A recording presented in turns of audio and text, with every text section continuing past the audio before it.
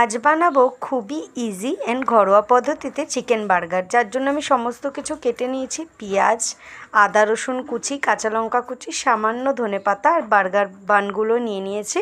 চলো দেখো, নুন হলুদ রেগুলার মশলা যেগুলো আর আদা কুচি, রসুন কুচি, পেঁয়াজ কুচি, ধনেপাতা কুচি দিয়ে ভালো করে চিকেনটাকে ম্যারিনেট করে সামান্য স্বাদ মতো নুন দিয়ে মেখে নিলাম।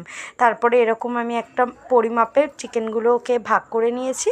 তারপরে একটা ঢাকনা আর বাটার পেপারের সাহায্যে এরকম শেপ দিয়ে ব্রেড ক্রাম্বস করে আমি এরকম এপিট ওপিট করে সেঁকে আমি বার্গারের কাটলেটগুলো রেডি করে নিয়েছি। তারপরে বানটাকে একটু হালকা বাটার দিয়ে সেঁকে নিয়ে তার মধ্যে আমি সস মেয়োনিজ স্প্রেড করে তার মধ্যে লেটুস পাতা, পেঁয়াজ, তারপরে যা আমি যে কাটলেটটা বানিয়ে রেখেছিলাম কাটলেটটা, সামান্য চাট মশলা দিয়ে সুন্দর করে রেডি করে চিজ দিয়ে আরও 10 মিনিট মতন আমি এপিট ওপিট করে তাওয়ার মধ্যে ছেঁকে নিয়ে